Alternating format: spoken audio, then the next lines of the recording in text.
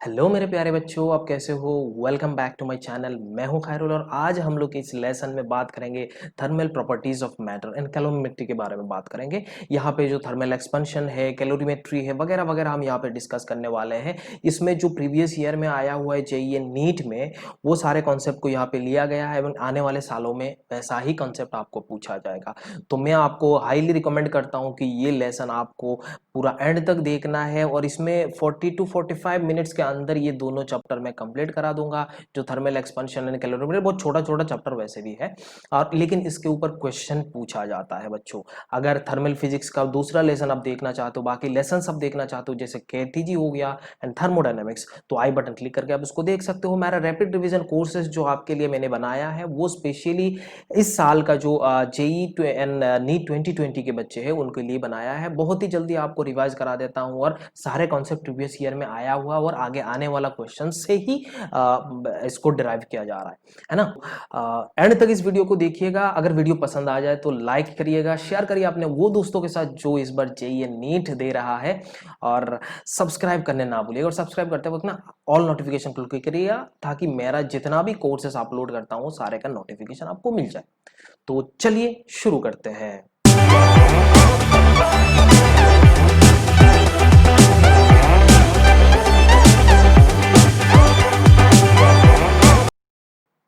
हाँ तो बच्चों, यहाँ पे हम लोग थर्मल प्रॉपर्टीज ऑफ मैटर पढ़ने वाले हैं, कैलोरीमेट्री भी पढ़ेंगे। बहुत दोनों ही छोटा छोटा चैप्टर है। सबसे पहले हम लोग का बात करेंगे टेम्परेचर। टेम्परेचर स्केल से पहले हम लोग पढ़ेंगे टेम्परेचर क्या है। भैया टेम्परेचर क्या है? डिग्री ऑफ हॉटनेस या फिर कोल्डनेस को बोला जाता है। डिग्री ऑफ हॉटनेस या कोल्डनेस मतलब कितना गर्म है हम कैसे बोलते हैं, इतना टेम्परेचर बोल लेते हैं। कितना ठंडा है हम इतना टेम्परेचर बोल लेते हैं। मतलब ये क्या है एक्चुअल में?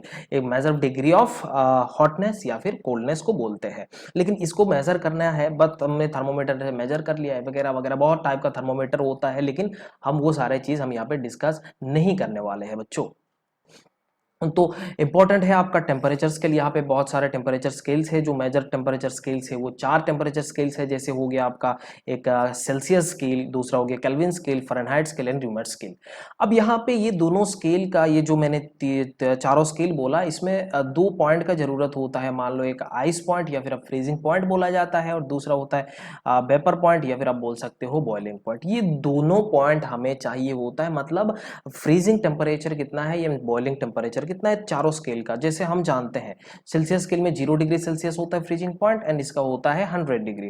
केल्विन में क्या होता है 273.14 केल्विन, और यहाँ पे 373। लगभग ये दोनों का जो डिफरेंस है बच्चों, ये दोनों बराबर है। तो इसका मतलब ये स्केल का जो आपने ऐसा डिवीजन बनाया ना वो भी सेम है। तो यहाँ पे आप देख सकते हो तीसरा यहाँ पे फ़ारेनहाइट स्केल, जिसका आप जो आपका आइस पॉइंट है उसका टेम्परेचर है 32 degree Fahrenheit, and boiling point temperature है 212 डिग्री फ़ारेनहाइट। ओके, अब यहाँ पे र्यूमर है, उसमें 0 र्यूमर है और 180 र्यूमर है। तो आप यहाँ से देख सकते हो इसका जो डिवीजन है वो बड़ा है। इसका जो फ़ारेनहाइट है उससे बहुत ज़्यादा छोटा है। एक एक डिवीजन बहुत छोटा होगा, है ना। तो ये हमारा टेम्परेचर स्केल होता है। बात हमें यहाँ पे ख़त्म नहीं होता है, क्योंकि टेम्परेचर स्केल के ऊपर आपको क्वेश्चन पूछा जाता है, जिसको हम लोग बोलते हैं टेम्परेचर स्केल आइडेंटिटी। बात समझ में आ रहा है? जो टेम्परेचर स्केल आइडेंटिटी एक्चुअल में होता क्या है, एक्चुअल में हम लोग एक्चुअल में देखते हैं जो उसका, जैसे हम देखते हैं जो भी आपका रीडिंग है, मान लो एक टेम्परेचर आपने सेल्सियस स्केल का पकड़ा है, तो कोई भी सी माइनस आप बोल सकते हो आई पी डिवाइडेड बाई आप बोल सकते हो बी पी, या फिर आप vapour point minus point is always constant. तो यही आपका एक्चुअल में इसको हम लोग बोलते हैं टेम्परेचर स्केल आइडेंटिटी। इसका मतलब जो आपने रीडिंग लिया है, कोई भी रीडिंग हो सकता है, ये आपका र्यूमर स्केल का हो सकता है, केल्विन स्केल का हो सकता है, फ़ारेनहाइट स्केल का हो सकता है, सेल्सियस स्केल का हो सकता है। जिस स्केल के हिसाब से आपको बोला जाए उस स्केल का लिखना है। जैसे आप इसको हम लोग अगर Celsius scale and Fahrenheit scale का कन्वर्जन अगर देखें तो ये भी कर सकते हैं। जैसे सेल्सियस स्केल में हम लोग को करना है, जैसे आइस पॉइंट उसका 0 है एंड उसका बॉइलिंग पॉइंट 100 है, 100 माइनस 0 इक्वल्स टू आप बोल सकते हो इसको फ़ारेनहाइट में, जैसे आप बोल सकते हो एफ में कन्वर्ट करना है हमें ना, फ़ारेनहाइट कितना सेल्सियस होने से फ़ारेनहाइट कितना होगा, ये ऐसा टाइप का क्वेश्चन पूछता है, या फिर कोई भी रैंडम आपको स्केल दे सकता है। तो उस सिचुएशन में आपको ये जो टेम्परेचर स्केल आइडेंटिटी है उसका ज़रूरत पड़ता है। मतलब आपका जो reading minus ice point divided by boiling point minus ice point is always constant, ये आपको याद रखना है। तो यहाँ पे हमारा 32 होगा और यहाँ पे 212 माइनस 32 होगा बच्चों। तो यहाँ से आपको Fahrenheit as function of Celsius scale, जो भी सेल्सियस का रीडिंग है वो आपको मिल रहा है, तो यहाँ से आपको पता चल जाएगा। आप रिमर स्केल और सेल्सियस स्केल का भी आप रिलेशन निकाल सकते हो। केल्विन और सेल्सियस तो वैसे ही पहले से ही आपको पता है। तो यही होता है बच्चों, यहाँ से हमें temperature scale is the most important topic, ये पहला पॉइंट है और ये बहुत ही ज़्यादा इंपॉर्टेंट है। तो इसको आप छोड़ मत देना, है ना, बहुत आसान है, इसके ऊपर क्वेश्चन भी पूछा जाता है। आगे देखते हैं बच्चों, यहाँ पे जैसे हमारा सबसे पहला पॉइंट आ रहा है जो थर्मल एक्सपेंशन, ये वेरी इंपॉर्टेंट टॉपिक। जो थर्मल एक्सपेंशन एक्चुअल में क्या होता है ना, थर्मल एक्सपेंशन जैसे आप expansion of bodies due to rise in temperature, जैसे हम टेम्परेचर को बढ़ाते हैं, जैसे हम किसी सब्सटेंस को, मान लो हम किसी सब्सटेंस को हीट दे रहे हैं, इसका मतलब इनडायरेक्टली आप टेम्परेचर को बढ़ा रहे हो। जैसे कैसे होता है, अगर हीट देते हो तो उसमें थर्मल एजिटेशन होता है। थर्मल एजिटेशन मतलब इसमें टेम्परेचर बढ़ जाता है, इसमें रैंडम मोशन बढ़ जाता है। रैंडम मोशन के कारण हाईली स्पीडली इन लोग क्या करते हैं, पार्टिकल सारे के सारे मूव करने लग जाते हैं, एक दूसरे के साथ टकराते हैं, जैसे कोलिजन होता है, और कोलिजन के कारण यहाँ पे एक स्ट्रेस होता है, और ये स्ट्रेस मतलब ये बढ़ते बढ़ते बढ़ते बढ़ते ये थोड़ा बहुत एक्सपांड हो जाता है। थ्री टाइप ऑफ एक्सपेंशन, जैसे एक हो गया लीनियर एक्सपेंशन, एक हो गया सुपरफिशियल एक्सपेंशन, एंड हो गया क्यूबिकल एक्सपेंशन। बच्चों जो लीनियर एक्सपेंशन है ना, मैं आपको बताता हूं, मानो कि यहाँ पे एक लेंथ है, जैसे भी कोई भी रॉड है या वैसा लेंथ दिया हुआ है जिसका लेंथ L है मान लो, है ना बच्चों। तो आपने क्या करा, इसका टेम्परेचर को इंक्रीज करा, आपने क्या करा, टेम्परेचर को इंक्रीज करा, तो टेम्परेचर का राइज इन टेम्परेचर कितना है, डेल्टी है। तो उस सिचुएशन में ये क्या करेगा, थोड़ा एक्सपांड हो जाएगा, दोनों साइड में एक्सपांड होगा। तो हम एक साइड में मान लेते हैं, मानो ये डेल एल इसमें एक्सपांड हुआ। एंड ये जो डेल एल एक्सपांशन है ना, वो डिपेंड करता है एक के ऊपर, जैसे ये आपका राइज इन टेम्परेचर के ऊपर, आप कितना टेम्परेचर को राइज कर रहे हो, एक बात हो गया। दूसरा, इसका ओरिजिनल लेंथ के ऊपर भी डिपेंड करता है, इसका ओरिजिनल लेंथ कितना है उस हिसाब से वो एक्सपांड करेगा। अगर ये दोनों को हम देखेंगे तो आपको क्या मिलेगा, is directly proportional to N into del T. बात समझ में आ रहा है, ये प्रोपोर्शनल है, तो इसको प्रोपोर्शनलिटी को हटाने के लिए हम लिख सकते हैं डेल एल इक्वल्स टू, आप बोल सकते हो अल्फा डेल टी, ये बोल सकते हैं। और alpha is what, alpha is what, coefficient of linear expansion, coefficient of linear expansion. तो आपको ये पता चल जाता है कि अल्फा एल डेल टी।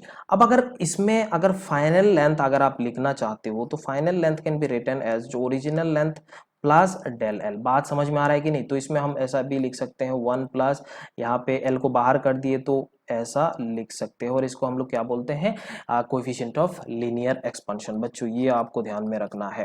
तो ये तो हमें पता चला जो ओरिजिनल फाइनल लेंथ है। सुपरफिशियल मतलब इसका एरिया, जैसे आप कोई भी देख सकते हो, जैसे मानो कि एक ये सरफेस है, इसमें अगर आप टेम्परेचर को इंक्रीज कराते हो तो इधर भी इसका लेंथ इंक्रीज होगा, इधर भी इसका लेंथ इंक्रीज होगा, तो ऑटोमेटिकली उसका एरिया इंक्रीज हो जा रहा है। तो final area can be written as a initial area plus, यहाँ पे बोल सकते हो बीटा डेल्टा टी। क्या लिख सकते हो, बीटा डेल्टा टी। और बीटा डेल्टा टी मतलब आप बोल सकते हो कोएफिशिएंट ऑफ थर्मल सुपरफिशियल या फिर एरियल एक्सपेंशन, सुपरफिशियल एक्सपेंशन या फिर एरियल एक्सपेंशन, ये भी कोएफिशिएंट है। बात समझ में आ रहा है। तो इसमें ओरिजिनल एरिया उसको एक्सपांड हो जा रहा है, अपने टेम्परेचर को इंक्रीज करा।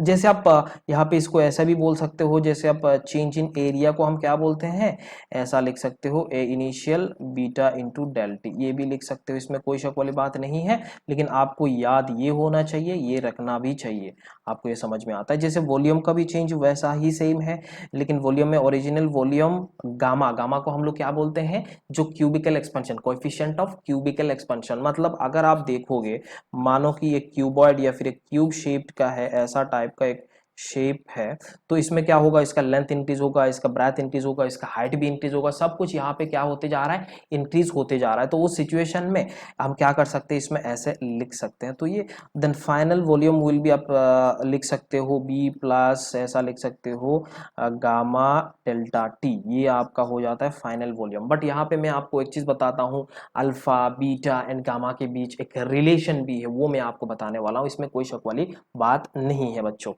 दूसरा हमारा यहाँ पे वेरिएशन इन डेंसिटी जो है आपको थोड़ा फर्स्ट लग सकता है, क्योंकि ये तो सारे हम क्या बोल रहे हैं यहाँ पे जो थर्मल फिजिक्स है इसमें पूरा का पूरा कॉन्सेप्चुअल ऊपर क्वेश्चन क्या है, आप पूरा फॉर्मूले के ऊपर क्वेश्चन पूछ लेता है, फॉर्मूला बेस्ड यहाँ पे क्वेश्चन रहता है। इसीलिए आपको नीट एंड जेईई मेंस में आपको रिजल्ट ज्यादा इंपॉर्टेंट है, जो भी स्टैंडर्ड रिजल्ट है उसको याद रखना होता है। जैसे ये सारे स्टैंडर्ड रिजल्ट है और ये बहुत आसान है, मैंने यहाँ से ही आपको इसमें समझा दिया है ना। जैसे मैं यहाँ पे बोल सकता हूँ variation in density with rise in temperature. अगर हम टेम्परेचर को राइज करें तो उस सिचुएशन में उसका जो डेंसिटी है ना वो डिपेंड कैसे करता है, density original density divided by gamma into delta T. तो ये थोड़ा इन्वर्स रेशियो में आता है, तो ये आपको थोड़ा ध्यान में रखना है, क्योंकि हम यहाँ पे जान रहे हैं वॉल्यूम। देखो यहाँ पे वॉल्यूम ये है, तो आप देख सकते हो वॉल्यूम कैसा है, रो ऐसा गामा एफ आता है ना। तो इस हिसाब से आप इसको एक्सप्रेस करोगे तो आपको पता चल जाएगा एक्चुअल में फाइनल जो डेंसिटी है वो कैसे मिलता है। तो आपको ये चीज ध्यान में रखना है, वॉल्यूम होता तो इसमें ऐसा होता है, नहीं होता ये होता है। फॉर सॉलिड यहाँ पे क्या हो रहा है, कुछ सॉलिड है और कुछ लिक्विड है। ऑब्वियस बात है सॉलिड में आप टेम्परेचर इंक्रीज कराओगे तो वो एक्सपांड होगा, लिक्विड में भी टेम्परेचर इंक्रीज कराते हो तो लिक्विड में एक्सपांड होता है। बट ये आपको थोड़ा ध्यान में रखना है, जब हम सॉलिड में किसी बॉडी का टेम्परेचर चेंज कराते हैं तो ये लिनियरली एक्सपेंशन भी होता है, सुपरफिशियल एक्सपेंशन भी होता है, और यहाँ पे आप बोल सकते हो क्यूबिकल एक्सपेंशन भी होता है। बट मैं आपको और एक चीज बता देता हूं, अगर ये लिक्विड है बच्चों, ना यहाँ पे लिनियर होता है ना यहाँ पे सुपरफिशियल होता है, सीधा सीधा वॉल्यूमेट्रिक होता है, तो हम यहाँ पे यूज करेंगे गामा, ओनली गामा। बट यहाँ पे मैं आपको जब सुपरफिशियल एक्सपेंशन का बात कर रहा हूं तो उस सिचुएशन में हमें दो चीज मिल रहा है। देखो ये सरफेस है तो इसका ये लेंथ भी इंक्रीज हुआ, इधर वाला लेंथ भी इंक्रीज हुआ, तो इधर से एक गामा मिला, इधर से एक गामा मिला, तो टोटल कितना गामा मिला बच्चों, 2 गामा मिला। इसीलिए beta can be written as 2 into gamma. इतना आपको समझ में आ, सॉरी 2 इंटू अल्फा है ना, इधर अल्फा तो इधर भी अल्फा होगा। अगर हम वॉल्यूमेट्रिक कोएफिशिएंट देखें तो उस सिचुएशन में आप देख सकते हो गामा को आप 3 अल्फा लिख सकते हो। क्यों, क्योंकि इधर आप देख सकते हो लेंथ इंक्रीज हुआ, इधर आपका ब्रेथ इंक्रीज हुआ और इधर आपका हाइट इंक्रीज हुआ, तो इधर भी ऐसा है, इधर भी अल्फा है, इधर भी अल्फा है, तो 3 अल्फा यहाँ पे लगेगा और यहाँ पे हम इसको लिख सकते हैं। बट अगर इस गामा को हम बीटा के एक्सप्रेशन में भी अगर लिखना चाहते हो तो 2 डिवाइडेड बाई 3 इंटू बीटा होता है, तो ये ध्यान में रखना है। यहाँ पे जो लिक्विड है ना बच्चों, यहाँ पे हम लोग गामा इस्तेमाल करते हैं, but in solid we can use alpha beta and gamma, और alpha is linear coefficient of linear expansion, beta is the coefficient of superficial expansion and gamma is the coefficient of volumetric या फिर आप बोल सकते हो cubical expansion। तो gamma can be written as 3 into alpha and beta can be written as 2 into alpha। बात समझ में आ रहा है, मैंने पूरा elaborately आपको इसको बता दिया, तो बहुत ही इंपॉर्टेंट था यहाँ पे। उसके बाद आपको एक कॉन्सेप्ट आता है जो expansion of bounded length and cavity. जैसे बाउंडेड लेंथ मतलब इस यहाँ पे डायरेक्टली ये लेंथ नहीं है, बट ये इनडायरेक्टली आप देख सकते हो ये दोनों पॉइंट का एक लेंथ है। यहाँ पे अगर इसको आप एक्सपांड करोगे, यहाँ पे आप इसको टेम्परेचर अगर इंक्रीज करा दोगे, तो मानो ये पॉइंट और ये पॉइंट में एक इमेजिनरी एक लेंथ मैंने ले लिया, तो इमेजिनरी लेंथ का लेंथ L था। ओके, तो इस सिचुएशन में क्या हो रहा था, एक हाफ रिंग का है ना, तो कॉपर मेटल है, तो ये एक्सपांशन होगा, ये एक्सपांड होगा, ऑब्वियस बात है ऐसा बड़ा होते जाएगा। और अगर ये बड़ा हो जाएगा ना बच्चों, मानो ये वाला शेप इसमें आ गया, तो इस सिचुएशन में ये लेंथ इधर बचा तो ये लेंथ इधर हो गया, तो इसका मतलब ये जो बाउंडेड लेंथ था, ये बाउंड है ना, ये बाउंडेड लेंथ भी इंक्रीज हो जाएगा because of rise in temperature. तो ये लेंथ कितना इंक्रीज होगा, जैसे पहले बताया गया था वही same, L F equals to L into 1 plus alpha copper, alpha of copper जो थर्मल एक्सपेंशन है कोफिशिएंट है उसका कॉपर का इंटू डेल्टा टी। तो ये आपको समझ में आता है। तो यहाँ पे अगर इसका अगर हम आर का भी देखें, अगर डायमीटर भी देखें तो डायमीटर भी वही सेम, वही आप सेम प्रोपोर्शन में ये इंक्रीज होते रहेगा, इसमें कोई शक वाली बात नहीं है। हालांकि अगर इधर देखा जाए तो ये ऑब्वियस बात है अलग टाइप का हो रहा है, लेकिन उसको भी आप निकाल सकते हैं अगर आपका ये दोनों पॉइंट का आर्क लेंथ आपको अगर पता है। बात समझ में आ रहा है। तो दूसरा जो हम यहाँ पे बात करते हैं एरियल वाला, जैसे देखो यहाँ पे एक मान लो मेटल डिस्क है जो एल्यूमिनियम का है, मेटल डिस्क है जो एल्यूमिनियम का है, यहाँ पे एक पॉइंट, यहाँ पे एक पॉइंट, ये बाउंडेड लेंथ है, मैंने एक ऐसा लिख के रख दिया है ना। तो इस सिचुएशन में इसका एल भी वही सेम कंडीशन से L into 1 plus alpha into delta T, where alpha is alpha aluminium. बात समझ में आ रहा है कि नहीं बोलो। तो ये सिचुएशन आपको यहाँ पे अराइज हुआ। यहाँ पे बात और एक आता है, जैसे ये वाला एक होल है, यहाँ पे क्या है, एक होल आ रहा है, तो उस सिचुएशन में ये होल एक्सपांड होगा या कंप्रेस होगा। इस बात है, यहाँ पे भी ये एक्सपांड होगा। जैसे आप बात कर सकते हो, यहाँ पे आर का आर इंक्रीज हो जाएगा। जैसे सारे के सारे मेटल कहाँ पर है, ये तो खाली है ना, सारे के सारे मेटल यहाँ पर है और ये एक्सपांड होते जाएगा, हर जगह पे एक्सपांड होते रहेगा। तो इस सिचुएशन में अगर इसका एरिया देखा जाए ना, तो एरिया वही सेम, ओरिजिनल एरिया जो आपका पाई आर स्क्वायर था, आप लिख सकते हो पाई आर स्क्वायर, तो वही pi R square plus 1 plus 2 into alpha delta T. अब क्यों यहाँ पे 2 इंटू अल्फा बोला मैंने, क्योंकि ये सॉलिड है एंड बीटा लिख रहे हैं, तो उस सिचुएशन में हम यहाँ पे इसको लिख सकते हैं, इसमें कोई शक वाली बात नहीं है, आप आराम से इसको लिखो। देखो यहाँ पे इसका आर अगर देखा जाए, मानो इसका हमने रेडियस चाहिए, तो वही सेम चीज, वही सेम चीज। अब यहां से इसको देख सकते हो, दोनों पॉइंट का, बात खत्म। तो अब इस एक्सप्रेशन को, ये एक बहुत ही आसान एक आप ट्रिक की बोल सकते हो, ट्रिक भी बोल सकते हो, वैसे आप निकाल भी सकते हो बहुत आसानी से। ऐसा टाइप का क्वेश्चंस आप सॉल्व कर सकते हो। यहाँ पे एप्लीकेबल है ना, यहाँ पे क्या है, ये एप्लीकेबल है, आप इसको इस्तेमाल कर सकते हो। दूसरा, अगर यहाँ पे एक मानो कि एक स्फेयर है, राइट। अब उस स्फेयर में यहाँ पे एक अंदर में केविटी है, तो ये केविटी भी क्या होगा, एक्सपांड होगा। केविटी का जो साइज है वो बड़ा हो जाएगा। जैसे वही सेम वॉल्यूमेट्रिक एक्सपेंशन या फिर final volume of this cavity can be written as initial volume of cavity multiplied by 1 plus, ये सॉलिड है तो बच्चों यहाँ पे 3 into alpha into delta T हम यहाँ पे लिख सकते हैं। वही सेम चीज, सारे के सारे वही सेम चीज, बाउंडेड कैविटी, बाउंडेड लेंथ बोलो या फिर कैविटी बोलो, ये दोनों लेंथ क्या होएगा, अब देख सकते हो, वो इंक्रीज होएगा बच्चों। तो इस सिचुएशन में हम यहाँ पे इसको कर सकते हैं, इसमें कोई शक वाली बात नहीं है। आप कंफ्यूज नहीं होना है, आपको कंफ्यूज नहीं होना है। बाउंडेड लेंथ हो, ये हम इमेजिनरी लेंथ मान रहे हैं, तो थर्मल एक्सपेंशन के कारण, टेम्परेचर राइज के कारण, आपने टेम्परेचर को राइज करा है, तो टेम्परेचर राइज हुआ, तो इस सिचुएशन में इसका लेंथ भी इंक्रीज हो गया, यहाँ पे उसका रेडियस भी इंक्रीज हो गया, यहाँ पे भी उसका कैविटी का भी रेडियस इंक्रीज हो गया, तो automatically volume will be increases है। तो ये चीज बहुत ही ज्यादा इंपॉर्टेंट है। उसके बाद हम कुछ अपैरेंट उसका एक्सपेंशन कोएफिशिएंट भी बात करेंगे। देखो, अपैरेंट एक्सपेंशन ऑफ लिक्विड जो इंपॉर्टेंट, बहुत ही ज्यादा इंपॉर्टेंट है, और इसके ऊपर आपको क्वेश्चन पूछता है, स्पेशली जेई में पूछा जाता है इसके ऊपर क्वेश्चन। जैसे मानो कि ये कंटेनर है ना बच्चों, ये कंटेनर में ऐसे लिक्विड या फिर आप वाटर बोल सकते हो, कोई शक वाली बात नहीं है। यहाँ पे आपने क्या करा, इसका टेम्परेचर राइज करा, आपने क्या करा, टेम्परेचर को राइज करा और टेम्परेचर डेल्टी राइज हुआ। उसका इनिशियल वॉल्यूम वी नॉट है।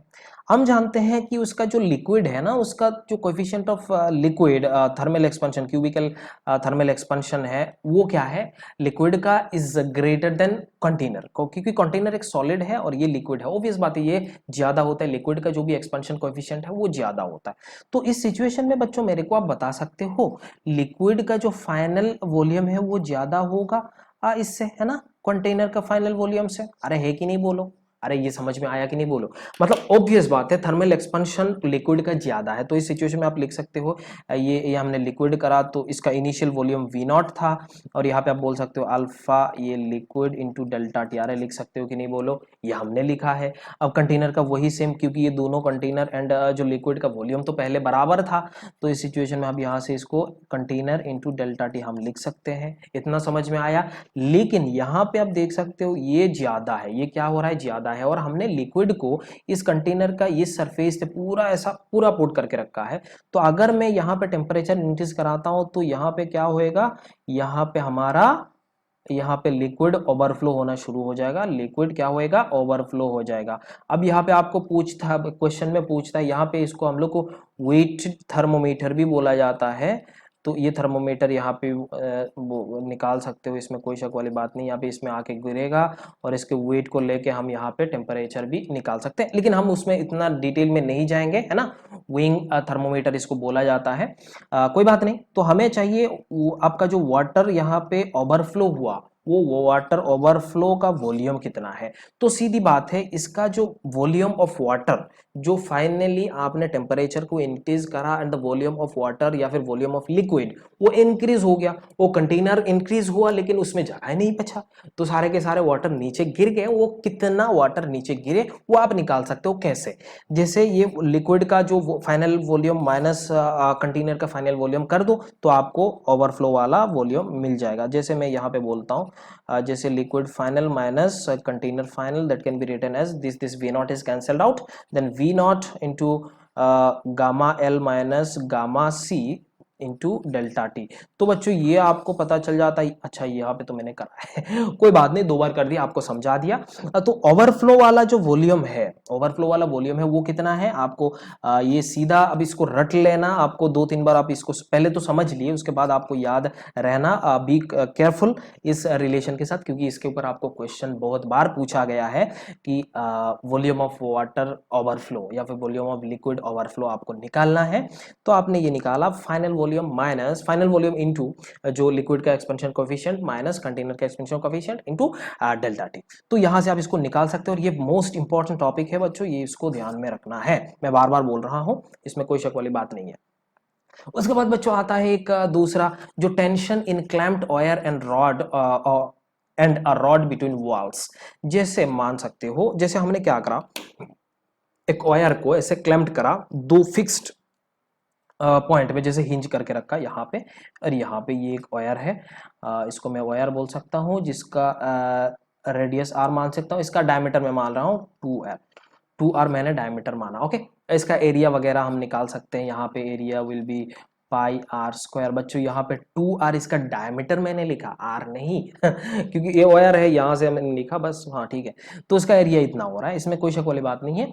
अगर बच्चों मैंने इसका टेम्परेचर को इंक्रीज कराया, अगर मैंने इसका टेम्परेचर ऐसे क्लैम्प करके रखा था वायर को, मैंने टेम्परेचर को इंक्रीज करा, तो उस सिचुएशन में क्या होगा, उस सिचुएशन में ये वायर एक्सपांड हो जाएगा। अगर वायर एक्सपांड हो जाए तो यहाँ पे सैगिंग हो जाएगा बच्चों, अरे होगा कि नहीं बोलो, ऐसे लूज होते पड़ गया, तो गर्मी के मौसम में ये सैग हो जाता है। बात समझ में आ रहा है कि नहीं, कपड़ा सुखाते हो ना घर पे हाँ ठीक है, थोड़ा बहुत तो समझ में आ गया। लेकिन ठंडी के मौसम जो होता है, जो टेम्परेचर, ठंडी का मौसम छोड़ो यार, टेम्परेचर को हम क्या कर रहे हैं, इसमें डिक्रीज करा रहे हैं, ऑब्वियस बात है विंटर सीजन में। तो ये क्या हो जाता है, ये पूरा टाइट हो जाता है, ये क्या हो जाता है बच्चों, ये पूरा टाइट हो जाता है। तो उस सिचुएशन में ये पूरा टाइट हो जाता है, तो यहाँ पे एक फोर्स लगता है, इस सिचुएशन में यहाँ पे एक फोर्स लगता है, that force is called tension. Obvious बात है, क्लैम्प्ड फिक्स्ड है तो टेंशन क्रिएट होगा कि नहीं। नोट किससे किया, ऐसे एफ से डिनोट किया। अब यहाँ पे अगर आपको थोड़ा बहुत, ये पता है, stress equals to Young's modulus into strain, आपको ये थोड़ा अगर नॉलेज है आपके पास तो आप यहाँ से निकाल सकते हो। Stress can be written as, जो भी आप फोर्स लगा रहे हो, divided by cross sectional area into Young's modulus into strain. अब स्ट्रेन क्या होता है, del L divided by L होता है। Del L divided by L को आप क्या लिख सकते हो, del L divided by L को अल्फा इंटू डेल्टा टी लिख सकते हो, where alpha is the thermal coefficient of thermal expansion.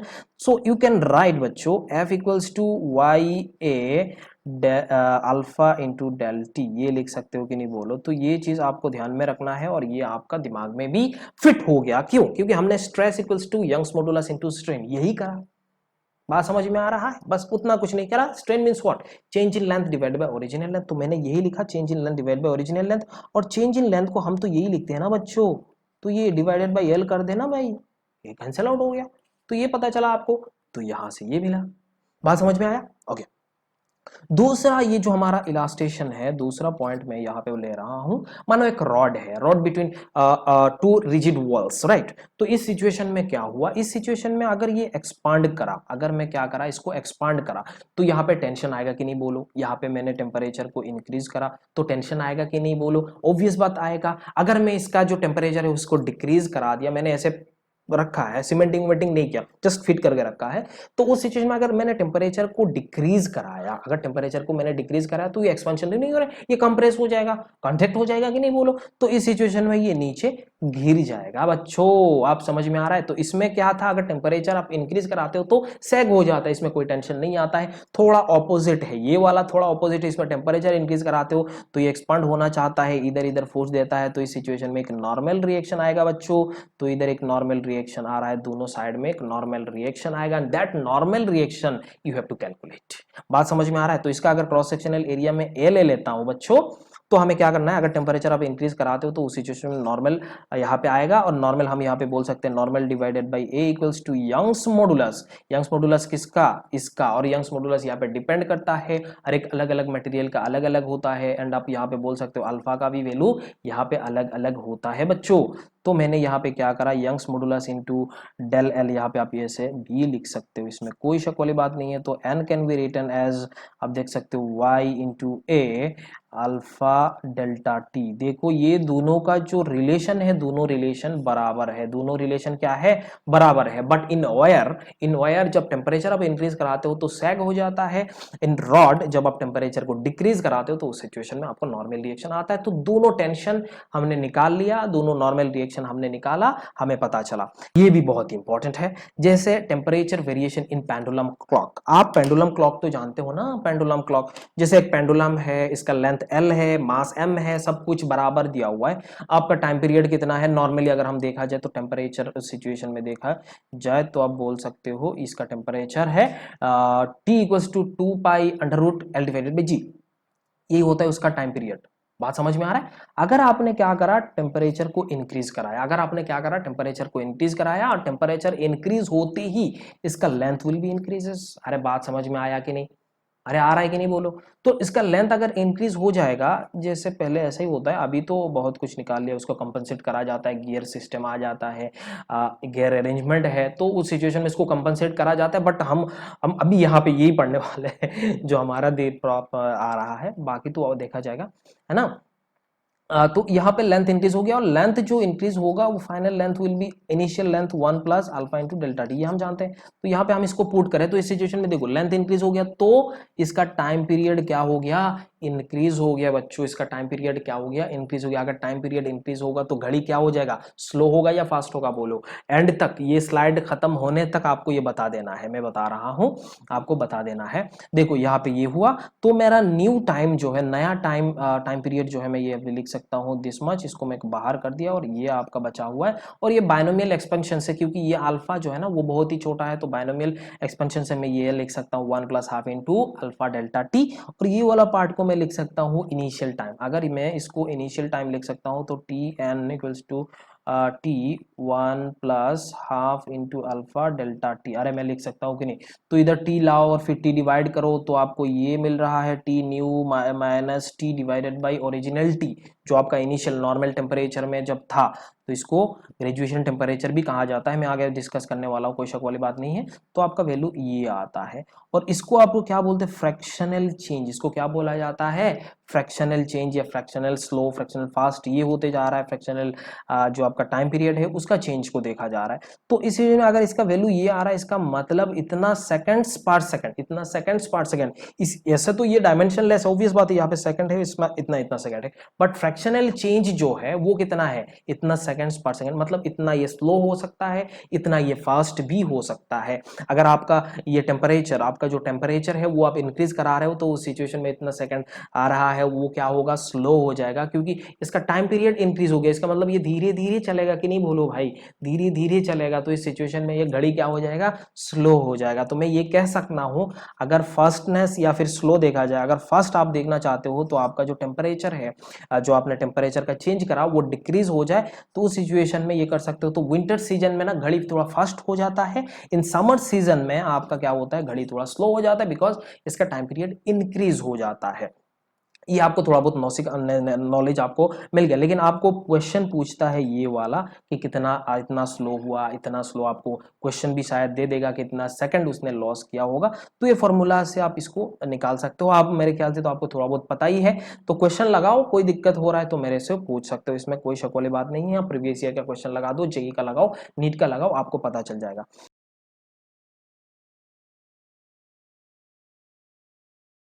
अच्छा, ये चीज आपको तो वैसे ही पता है, मैंने ऐसे ही लिखा है। फॉर सेकंड पेंडुलम इसका टाइम पीरियड क्या होता है, 2 सेकंड होता है। एक बार बच्चों यहाँ पे जो टॉपिक मैंने लिखा, एक्सपेंशन ऑफ बाईमेटेलिक स्ट्रिप, ये भी बहुत ही ज्यादा इंपॉर्टेंट है। जैसे दो मेटेलिक स्ट्रिप को मैंने यहाँ पे रिवेटिंग करा है, रिवेट कर दिया, मतलब इसको दोनों को फिक्स्ड करा, ऐसे टाइप का मैंने ज्वाइन करके रखा है।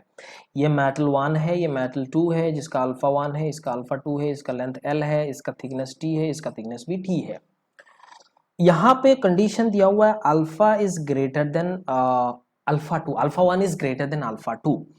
अगर बच्चों इस सिचुएशन में आप टेम्परेचर को इंक्रीज कराते हो, अगर आप टेम्परेचर को इंक्रीज कराते हो तो इस सिचुएशन में होगा क्या। ऑब्वियस बात है, alpha is greater, that means यहाँ पे ये जो ये वाला मेटल है, मेटल 1 क्या हो जाएगा, उसका लेंथ ज्यादा इंक्रीज होगा और इसका क्या होगा, थोड़ा कम होगा as compare to alpha 1, right, as compare to metal 1। तो इस सिचुएशन में ये बढ़ना चाहता है, ये इसको रखना चाहता है, तो क्या हो जाएगा, बैंड हो जाएगा, जैसे यहाँ पे हुआ है ऐसे एक बैंड हो जाएगा और ये यहाँ पे बैंड हुआ। तो इस सिचुएशन में आप देख सकते हो इसका लेंथ जो अल्फा 1 है या मेटल 1 है तो इसका लेंथ L1 हो गया और यहाँ पे जो इसका मेटल 2 है उसका लेंथ L2 हो गया बच्चों। इधर से अंदर से हम देख सकते हैं इसका थिकनेस भी इंक्रीज हुआ, T1 हुआ, इसका थिकनेस भी थोड़ा बहुत इंक्रीज हुआ, तो ये हुआ। ये दोनों बीच का जो रिवेटिंग किया था ना, यहाँ से मैंने एक सेंटर जो सेंटर ऑफ कर्वेचर है, यहाँ पे कर्वेचर बना, उस कर्वेचर तक का डिस्टेंस मैंने इसको बोला R है, ये सब कर्वेचर। ओके, तो यहाँ पे क्या हो रहा है, ये हमारा एंगल है जो थीटा है वो सबटेंडेड है। ओके, अभी आपको निकालना है L1, L2, T1, T2 सब कुछ अब यहाँ पे निकाल सकते हो। T1 मतलब T इंटू 1 प्लस, आप लिख सकते हो 1 plus alpha 1 into delta T. अब यहाँ से लिख सकते हो T into 1 plus alpha 2 into delta two. अब L1 क्या क्या लिख सकते हो, L इंटू जो इनिशियल लेंथ ये L था, L into 1 plus alpha 1 into delta T. अब इसका लिख सकते हो 1 प्लस डेल्टा टू। वही सेम चीज़ बच्चों, यहाँ पे बहुत ही आसान टॉपिक है ये, आपको वही पुराना चीज यहाँ पे इस्तेमाल करना है, बस खत्म हो जाता है। आपने T1 निकाला, T2 निकाला, L1 निकाला, L2 निकाला, सब कुछ निकाला। अभी आपको यहाँ पे जो रेडियस ऑफ कर्वेचर है वो भी आप यहाँ से निकाल सकते हो, इसमें कोई शक वाली बात नहीं है। या फिर R पकड़ लो, थीटा निकालना है तो थीटा भी निकाल सकते हो, इसमें कोई शक नहीं है। तो आपने यहाँ पे ये निकाल लिया, देखो theta equals to L1 divided by R minus T2। ये L1 कितना है, ये वाला, ये इसका रेडियस ये होना चाहिए, तो हमने क्या करा, R प्लस T2। L2 का जो दिखना है वो R माइनस T1 हो जाएगा, जैसे L2 हो रहा, हाँ यहाँ पे L2 है, ये L2 है, L2 का ये लिखा, L1 का ये लिखा, तो यहाँ पे क्या हो जाएगा बच्चों, L1 का यहाँ पे तो प्लस होना चाहिए, तो मैंने यहाँ पे ये लिख दिया। तो मेरे ख्याल से आपको इतना समझ में आ गया बच्चों, ये मैंने क्या करा, थीटा भी निकाल सकते हो, यहाँ से आप L भी निकाल सकते हो, सब कुछ निकाल सकते हो, इसमें कोई शक वाली बात नहीं है। दोनों को इक्वेट कर लो, R का भी वैल्यू मिल जाएगा अगर आपको निकालना है। उसके बाद आपको थीटा निकालना है तो थीटा भी निकाल सकते हो। हालांकि यहाँ पे जो भी क्वेश्चन पूछता है ना बहुत आसान पूछेगा और आपको क्वेश्चन आराम से समझ में आ जाएगा। अगर ये जो मैंने चीज आपको समझाया अगर वो आपने समझ लिया तो आप आराम से कर सकते हो, अदरवाइज यू कांट। बहुत ही इजी चैप्टर है, बहुत ही मैं क्या बोलूं स्कोरिंग चैप्टर है और मैक्सिमम नंबर ऑफ क्वेश्चंस वही थर्मल फिजिक्स से आता है, आप पहले से जानते हो। मैंने आपको बार बार वही चीज पूछा कि थर्मल फिजिक्स आपको छोड़ना नहीं है, thermal physics, modern physics, semiconductor, electromagnetic wave, ऐसा जो टॉपिक्स है उसको छोड़ना ही नहीं है, आपको बहुत ही अच्छा स्कोर कर सकते हो। ये अगर ये जो मैंने अभी अभी बोला इससे अगर कर लोगे तो 10-12 क्वेश्चन आपको वैसे ही बन जाएगा, बात समझ रहे हो, बाकी 10 के लिए आप मरते रहो उधर से, आया कि नहीं बोलो। तो अच्छा यहाँ पे द लास्ट टॉपिक एक्चुअली जो कैलोरीमेट्री है उसको हम पढ़ेंगे। कैलोरीमेट्री या फिर आप बोल सकते हो theory of heat exchange and phase transformation. तो सिंपल है एक्चुअल में, कैलोरीमेट्री एक्चुअल में क्या है, कैलोरीमेट्री वो डील करता है क्या है, is the process of measure of heat exchanges between different substances. जैसे हम बोल सकते हैं कैलोरीमेट्री क्या है एक्चुअल में, मान लो कि एक प्रोसेस है, जैसे दो सब्सटेंस आपने मिक्स करा तो उस सिचुएशन में दो सब्सटेंस में क्या हो रहा है, हीट एक्सचेंज हो सकता है, एक हॉट बॉडी हो सकता है, कोल्ड बॉडी हो सकता है। तो उस सिचुएशन में क्या होगा, हीट ऑब्वियस बात है ट्रांसफर होगा हॉट बॉडी से कोल्ड बॉडी तक। तो यहाँ पे जो प्रोसेस हो रहा है ना, that process is called calorimetry. तो ये बहुत ही ज्यादा इंपॉर्टेंट टॉपिक है लेकिन बहुत ही छोटा है और इसके 3 फॉर्मूले के ऊपर आपको क्वेश्चन पूछ लेता है जेईई मेंस एंड नीट में। मैं आपको बताने वाला हूं, बहुत आसान है। जैसे बच्चों आप जानते हो, जैसे हम जानते हैं, सिर्फ आप नहीं मैं भी जानता हूं, ओके। तो अगर किसी सब्सटेंस को, सपोज मैंने किसी सब्सटेंस को हीट दिया, किसी सब्सटेंस को मैंने हीट दिया, उस सिचुएशन में दो पॉसिबिलिटीज हो सकता है, इधर उसका टेम्परेचर इंक्रीज हो सकता है या फिर उसका जो फेज है वो चेंज हो सकता है। बच्चों बात समझ में आ रहा है, अगर टेम्परेचर इंक्रीज हो गया तो अच्छी बात है, आपको पता चल गया टेम्परेचर इंक्रीज हुआ, बॉडी हॉट हो गया है ना। अगर फेज चेंज हो रहा है तो फेज चेंज में 3 चीजें, जैसे मेल्टिंग हो सकता है, वेपराइजेशन हो सकता है, सब्लिमेशन हो सकता है, ये सारे चीज हो सकता है ना। तो ये 3 टॉपिक को भी हम थोड़ा डिस्कस करेंगे, इसमें कोई शक वाली बात नहीं है। जैसे आप हीट इसमें सब इसमें देते हो तो उसमें टेम्परेचर इंक्रीज होता है, थर्मल एजिटेशन वगैरह वगैरह यहाँ पे आ जाता है, एजिटेशन एनर्जी इंक्रीज होता है और एजिटेशन एनर्जी का इंक्रीज होना मतलब एनर्जी का इंक्रीज होना और उसके बाद आपका टेम्परेचर इंक्रीज हो सकता है।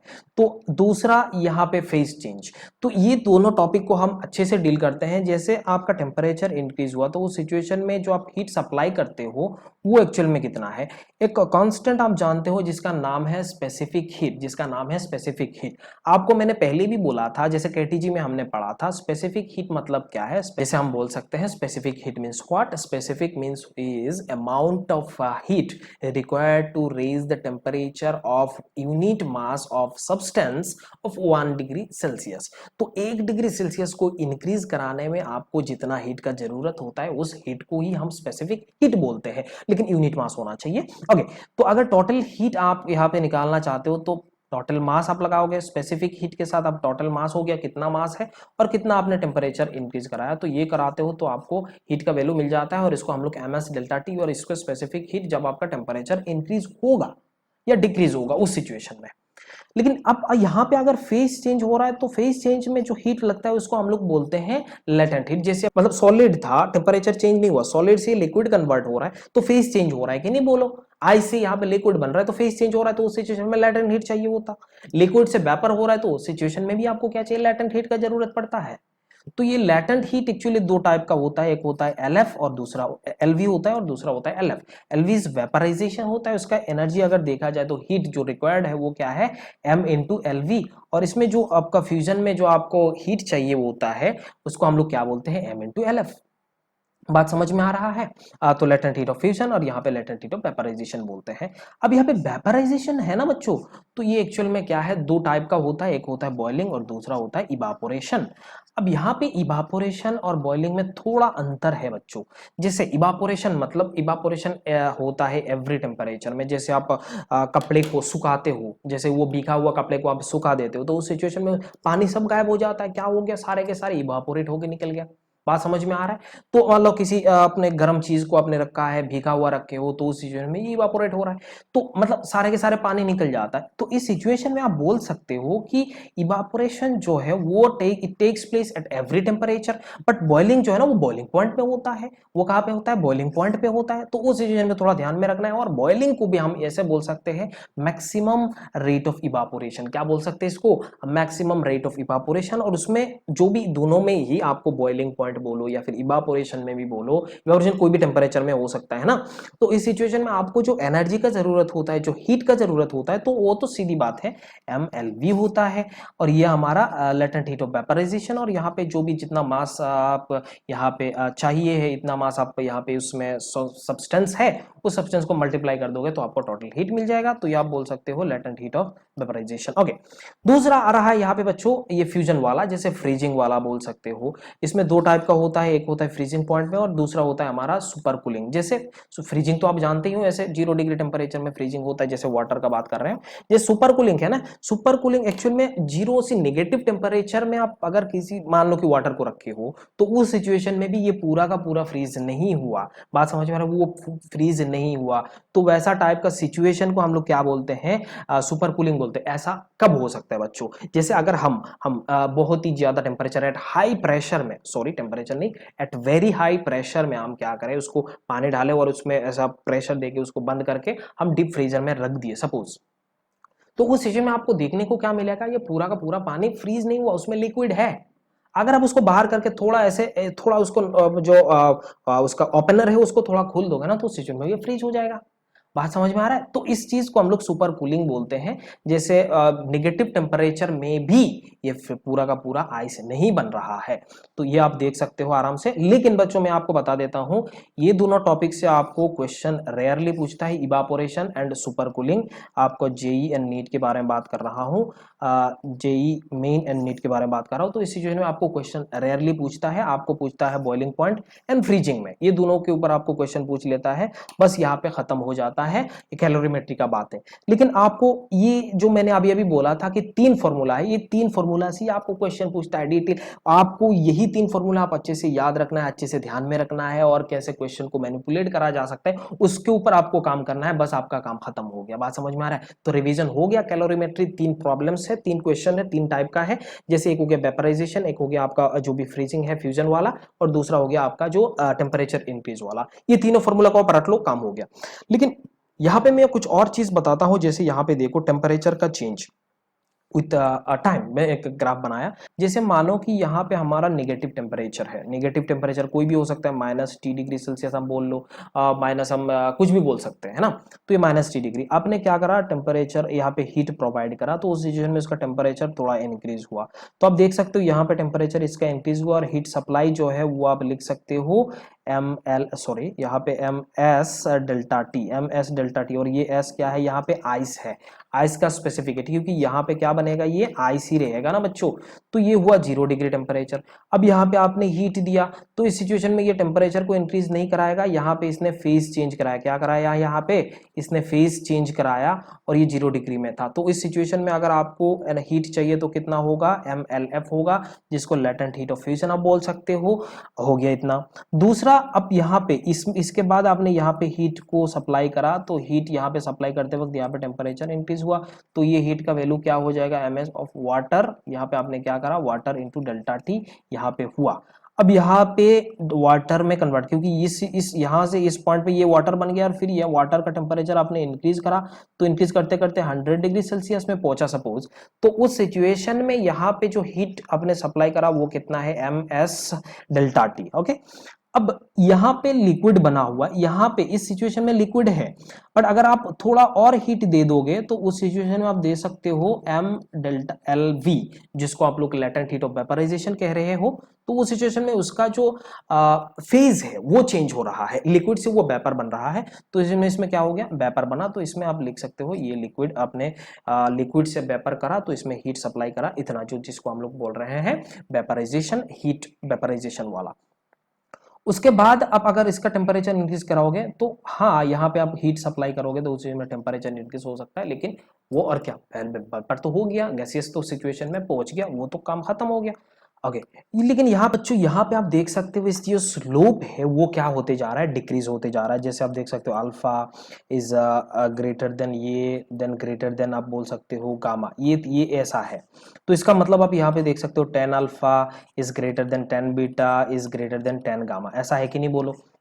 तो इस सिचुएशन में देखोगे आपका स्लोप, आप जितना ऊपर जाते हो उतना ये क्या होते जा रहा है, ये डिक्रीज होते जा रहा है बच्चों। अच्छा, इतना हमें समझ में आ गया। अगर स्लोप डिक्रीज हो रहा है तो आप एक चीज देखो, डी क्यू को आप क्या लिख सकते हो, DQ MS∆T ऐसा लिख सकते हैं कि नहीं बोलो। तो इसका स्लोप क्या है, इसका अगर स्लोप देखा जाए तो DQ/DT MS/DT इसका स्लोप सबसे ज्यादा है, उसका हीट कैपेसिटी सबसे कम होगा। इसीलिए हम बोल सकते हैं heat capacity of vapour is greater than heat capacity of liquid is greater than heat capacity of solid. बच्चों, ये चीज आपको थोड़ा ध्यान में रखना है, और आपको ये टेबल भी आपको पता है, शायद आपको पता चल जाएगा, और मैं ये चीज आपको समझा दिया, आसानी से आपको समझ में भी आ गया होगा। यहाँ पे हमने स्लोप निकाला, और ये ग्राफ आपको टेम्परेचर वर्सेस टाइम का है, तो स्लोप ऑब्वियसली DT/dt, ऑब्वियस बात है, दोनों DT है, लेकिन एक टेम्परेचर है एक टाइम है, दोनों को कैंसिल आउट मत कर देना, ये समझ में आ रहा है। तो ये चीज आपको ध्यान में रखना था।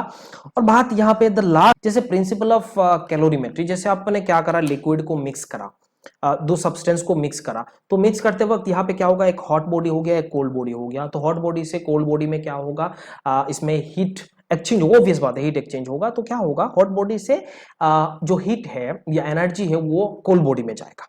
बात समझ में आ रहा है। तो कोल्ड बॉडी वाला क्या करा, जो कूल है, जो हॉटर कोल्डर बॉडी है, उसने क्या करा, हीट को गेन करा, और हॉट बॉडी ने क्या करा, हीट को लॉस करा। तो आप यहां से देख सकते हो जो प्रिंसिपल ऑफ कैलोरीमेट्री है ना, heat loss equals to heat gained. यहाँ पे हीट लॉस बाय सब्सटेंस या substance 1 equals to heat gain by substance 2। तो ये दोनों चीज आपको ध्यान में रखना है, और दोनों को आपको MS वही ∆T इधर पुट करो, यहाँ पे 1 1 1 पुट कर लेता हूँ, और ये MS2 ऐसा पुट कर सकते हो, दोनों को वैल्यू पुट करो। और आपको ये कब तक चलेगा, जब तक इक्विलिब्रियम ना हो जाए, दोनों का टेम्परेचर बराबर ना हो जाए, दोनों सेम टेम्परेचर का जब तक ना हो जाए तब तक यही काम चलते रहेगा। And this principle is called principle of calorimetry. तो आई होप बच्चों आपको इतना समझ में आ गया, और एक एक पॉइंट मैंने जैसे जैसे आपको बताया सारे आपके दिमाग में होना चाहिए, क्योंकि इस चैप्टर से आपको फॉर्मूला बेस्ड ही क्वेश्चन पूछा जाता है, रिजल्ट बेस्ड ही आपको क्वेश्चन पूछा जाता है, और आपको आराम से कर लेने का है। तो देखते हैं और क्या है। थैंक्स फॉर वॉचिंग, मिलेंगे अगले लेक्चर पे, तब तक आप खुश रहिएगा और जम के पढ़ाई करिए। और हमारे पास सिर्फ और सिर्फ थर्मल फिजिक्स का हीट ट्रांसफर बचा हुआ है और वो हीट ट्रांसफर भी मैं लगभग 1 घंटे के अंदर कंप्लीट करा दूंगा। नेक्स्ट आपको कल परसों तक आपको ये मिल जाएगा है ना। अगर वीडियो पसंद आ गया तो लाइक जरूर कर लो, अभी कर लो, कमेंट कर लो, कोई दिक्कत है तो, नहीं तो आप सोशल मीडिया में जाके मेरे साथ जोड़ भी सकते हो। मिलेंगे अगले लेक्चर पे, bye bye and take care.